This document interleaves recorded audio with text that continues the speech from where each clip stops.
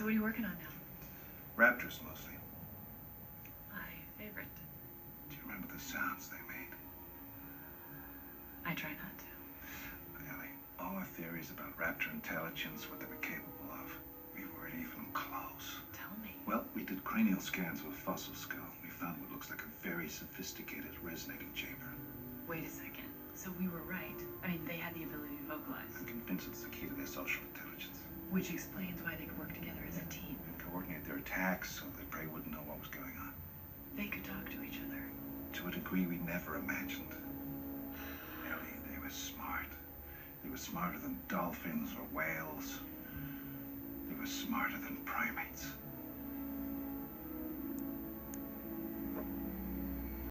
Welcome back, only for the Plotline.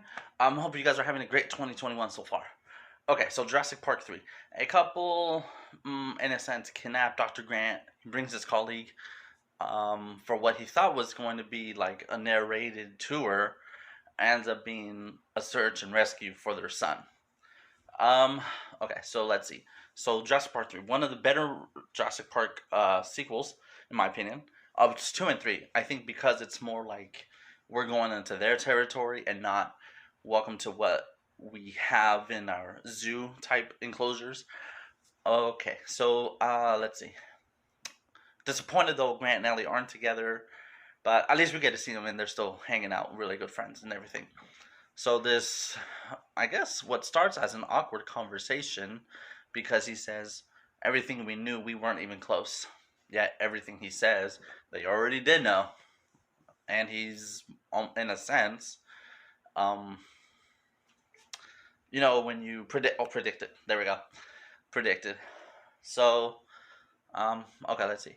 Trying to go off of memory. You know, like the part where they could communicate with each other and coordinate their attack patterns. He said that in part 1, if we're not forgetful, and I'll show up the clip again. You know, when he talks to the kid, and then it even happens. You know, every like almost anything he says happened to Muldoon, one of the greater original Jurassic Park characters. But yeah, I just thought I should include this scene just because. I mean, it's not like a plot convenience because I did love hearing him talk about that in the dinner scene. But it's still more just like you started off wrong here, or you're starting us off on the wrong thought. And then everything you do end up knowing. So, I mean, that's what my captions were. So you're right, you're wrong, or you already predicted it. Anything he says is stuff we already knew. So, just a great reminder, I guess, because I guess raptors are going to be the main focus on this movie. You stare at him, and he just stares right back. And that's when the attack comes. Not from the front, but from the side. From the other two raptors, you didn't even know were there.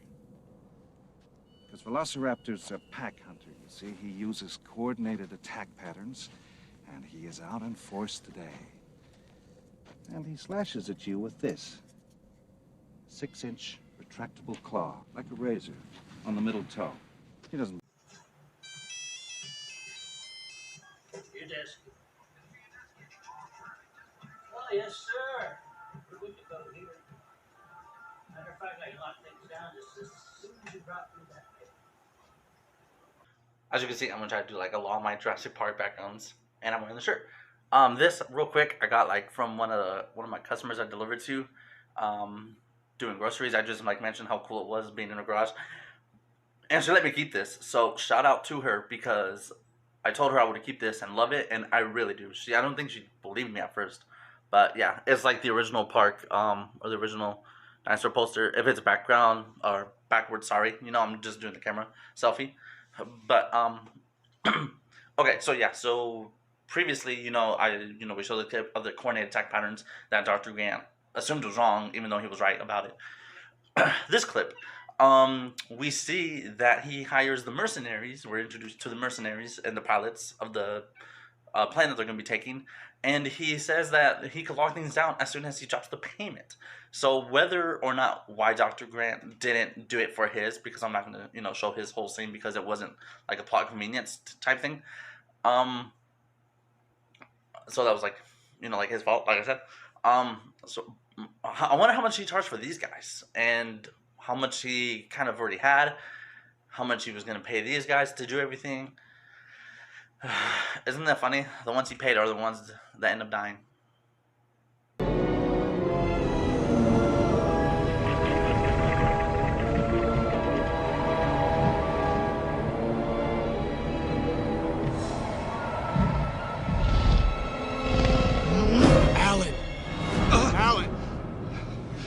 Okay, so when I watched the movie, I was like, this is the scene I gotta mention. And it's not so much because of the talking raptor. It's more or less, why is he thinking and dreaming about a future raptor? Or, like, the look of how it's going to, what it's going to look like. And this is, like, the dorkiest scene, I guess. Which is why a lot of people maybe, give a negative review about this movie, is because of a talking raptor. And after doing some research about it, because I did not want this to be my only thing I talk about for this movie, is okay. So I'm subscribed to Clayton Fiorti. He is a big Jurassic Park lore YouTuber and great videos. And he actually has a video on why he had this dream.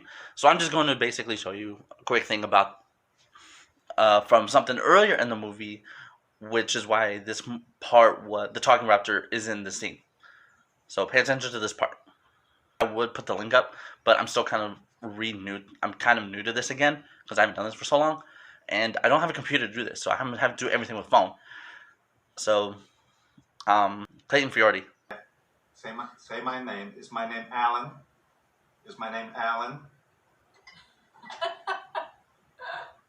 You used to know me.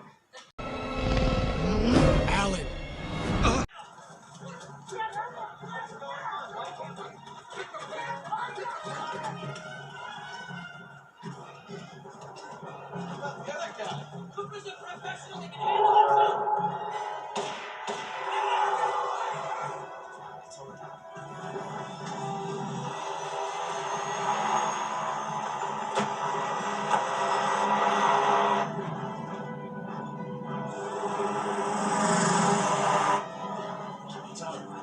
Just circle it out.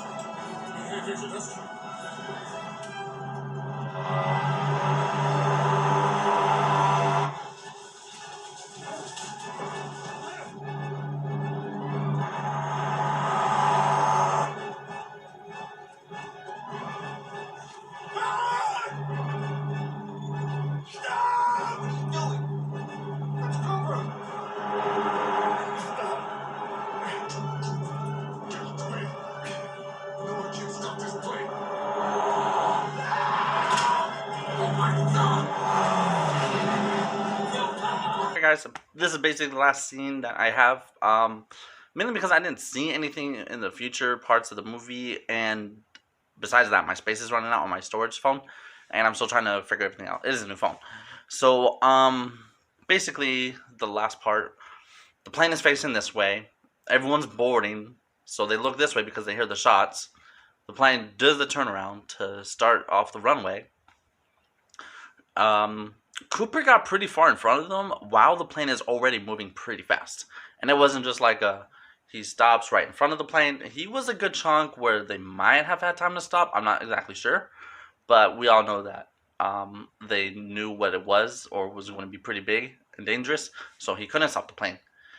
And so he had to be one of the first casualties on screen that we see.